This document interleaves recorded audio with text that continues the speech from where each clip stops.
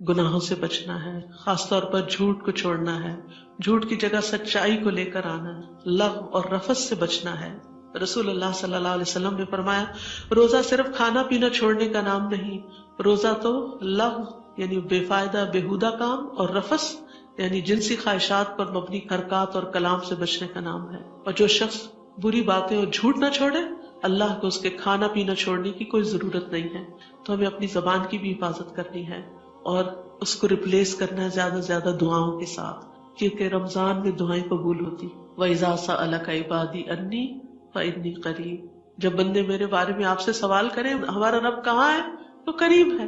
اجیب دعوت الداعی اذا دعانی، میں پکارنے والے کی پکار کو قبول کرتا ہوں جب بھی وہ مجھے پکارتا ہے۔ فَلْيَسْتَجِيبُوا لِي، یعنی چاہیے بھی میری بات مانا کریں۔ اگر یہ چاہتے ہیں ان کی دعائیں قبول ہو، ان کی پکار قبول ہو، تو میری پکار پہ بھی لبیک کہیں۔ وَلْيُؤْمِنُوا بِي، اور مجھ پہ اعتماد کریں۔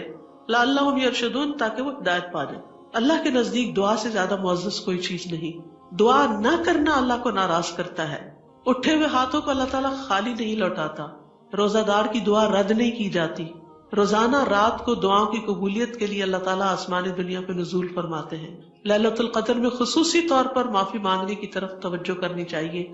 اللہم انک عفو تحب العفو فاعف عنی، تو ربنا آمنا فاغفر لنا وارحمنا وانت خیر الراحمین، رب اغفر وارحم وانت خیر الراحمین، اللہم انا نسألک من فضلک ورحمتک فانہ لا یملکها الا انت، اللہم ابسط علینا من برکاتک ورحمتک وفضلک ورزقک، اللہم انی اسألک النعیم المقیم الذی لا یحول ولا یزول، اللہم انی اسألک النعیم یوم العیلہ والامن یوم الحرب۔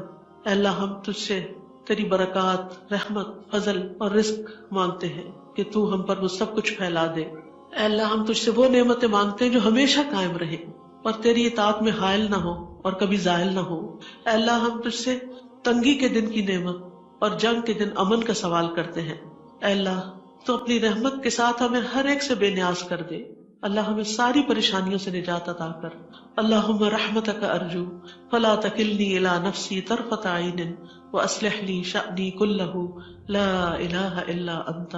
یا رب العالمین تو ہمارے لیے آنے والے دنوں کو بہت آسان کر دے، برکتوں سے بھر دے، اپنی رحمتیں ہم پہ نازل فرما اور ہمارے لیے سفر آسان کر دے، اور رمضان کے بعد ہم پہلے سے بہترین انسان بن چکے ہوں اور ہمارے اندر کسی قسم کا غرور اور کسی قسم کا تکبر نہ آئے۔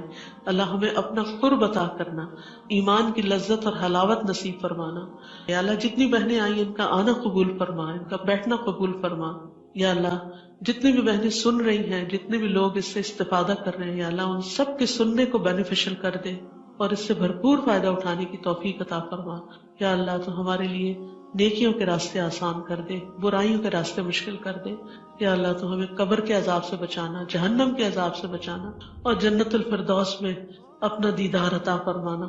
یا اللہ ہمارے بچوں کو بھی ہدایت دے، یا اللہ انہیں ایمان نصیب کر دے، اللہ جو بھٹک چکے ہیں انہیں واپس ایمان عطا کر دے، اللہ رمضان کے خیر و برکت اور بھلائی نصیب فرما۔ یا اللہ جتنی باتیں کہی ہیں ہمیں ان پہ عمل کی توفیق عطا فرما دے۔ اللہ تو ہی توفیق دیتا ہے، تجھ سے تیرا فضل مانگتے ہیں۔